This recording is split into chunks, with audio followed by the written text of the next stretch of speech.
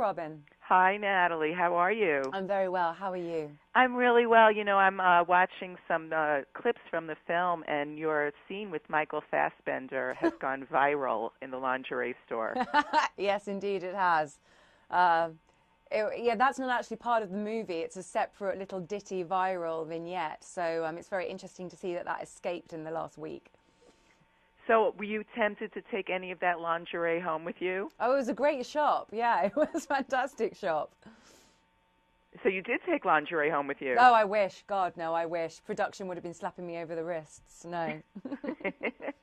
Now, you play this very crafty character, and Cameron Diaz has a lot of scenes with you in this film, I assume?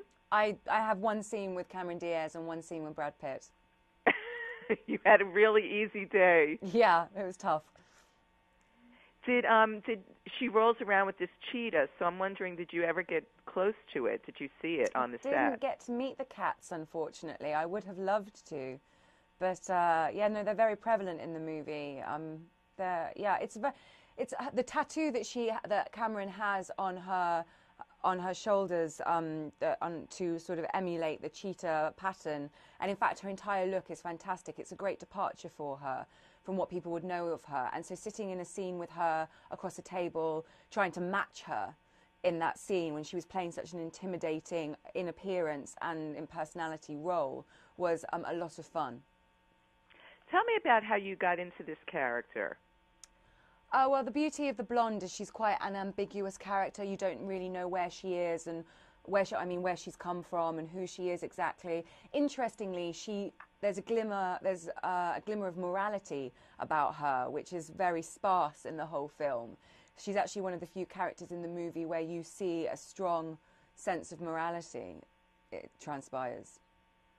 And I know this is a very sexy film. We mentioned it earlier, and you're surrounded by a potpourri of gorgeous, sexy men. So how did you deal with this? Oh, well, you know, I'm old hat at that. Whether it's Jonathan Rhys-Meyers or Chris Hemsworth or Chris Evans or Johnny Lee Miller, I've learned to enjoy the eye candy and just get on with the job.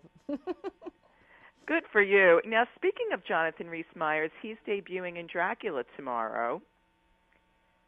And I'm wondering, were you ever considered for Lucy? That was my time working with Jonathan was very special to me, and I enjoyed it immensely. And I'm very much a believer in if something is done well, then leave it as an isolated, transient experience and move on.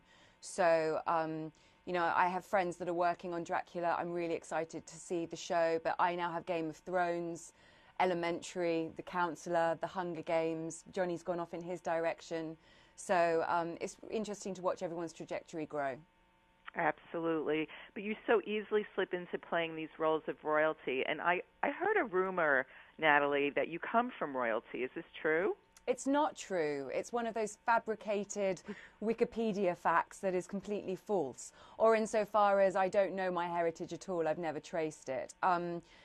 That there was a woman in Elizabeth I's court that happens to have the same family name as me might be the case, but I think that's as far as it goes. And, I have played royalty. I have played 3 queens in my time, but like Kate Winslet or Helena Bonham Carter, I very much believe that I can depart from that in the future and challenge people's perceptions of me.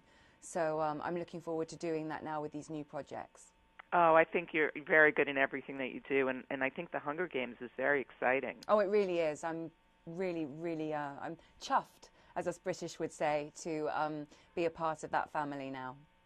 And can you describe the role that you're playing in the Hunger Games? Cressida is a docu-journalist type director. She's a film director who is allocated as part of the rebellion to film Katniss. So she's part of the propaganda for the rebellion cause against the Capitol. Ah, very, very cool. So what are you looking forward to for audiences to come away with after they see The Counselor? I'm hoping that people embrace it as a very interesting study of the human condition, the darkness of human society. It's sexy, it's violent, but it's very naturalistic and engaging in that way. It's kind of a modern fable, a modern morality play. And, yeah, it's so well acted by the stellar cast that are behind me that, you know, and an incredible director and writer. I would urge people to see it. Well, Natalie, thank you so much for joining me. Lovely to talk to you. Okay, take care. Take care. Bye. Bye-bye.